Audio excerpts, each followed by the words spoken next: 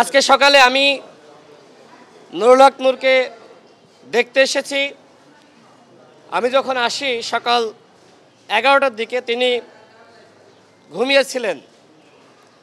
এর পরবর্তীতে তিনি 12:30টার দিকে যখন ঘুম থেকে উঠেছেন আমি তার কাছে গিয়ে বসেছি এবং আমি দেখেছি যে তিনি যখন একটু বসার চেষ্টা করছেন তার যখন কাশি আসছে, কাশির সাথে তার ব্লিডিং হচ্ছে।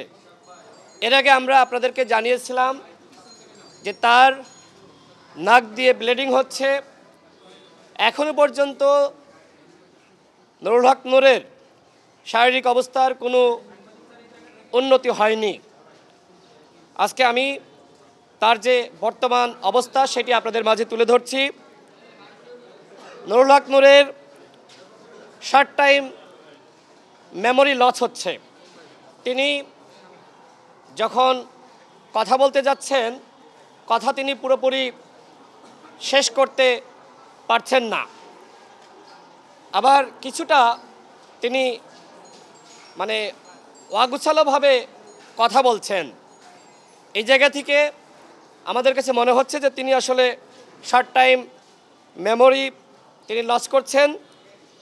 যেমন তিনি 2 ঘন্টা আগেই ওষুধ খেয়েছেন, কিন্তু তিনি ভুলে যাচ্ছেন যে আসলে তিনি ওষুধ খেয়েছেন কিনা। এছাড়া তিনি যখন কথা বলছেন তখন কথার মধ্যেই অনেকটা ঘুমিয়ে পড়ছেন। যারা তার পর্যবেক্ষণে রয়েছে পরিবারের সদস্যরা এবং নার্স, তাদের সাথে কথা বলে আমি এমনটাই জানতে পেরেছি।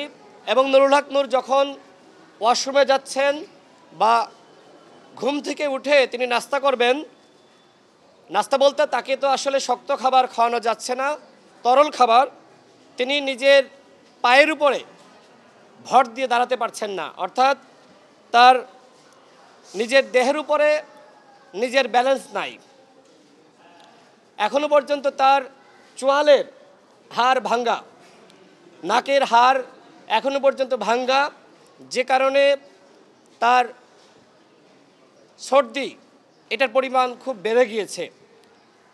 সরকারের পক্ষ থেকে বলা হয়েছিল নুরুল হক নূরকে উন্নত চিকিৎসার জন্য দেশের বাইরে পাঠানো হবে, কিন্তু আমার কাছে মনে হচ্ছে যে বিষয়টি নিয়ে গড়িমসি করা হচ্ছে এবং বিভিন্ন মহল নুরুল হক নূরকে উন্নত চিকিৎসার জন্য যাতে দেশের বাইরে সরকারের পক্ষ থেকে না নেওয়া হয়, এই জন্য একটি মহল সক্রিয়ভাবে কাজ করছে। তারা চায় না নুরুল হক নূর সুস্থ স্বাভাবিক জীবনে ফিরে আসুক। যেটি মির্জা আব্বাস ভাই বললেন, পরিকল্পিতভাবে ছাড়া কোনোভাবেই এই ঘটনা ঘটতে পারে না। তিনি নিজেই তো আপনাদের সামনে বর্ণনা করলেন যে তিনি নুরুল হক নূরকে কী অবস্থায় আসলে দেখে আসলেন। নুরুল হক নূরের অবস্থা এখনো পর্যন্ত আশঙ্কামুক্ত নয়।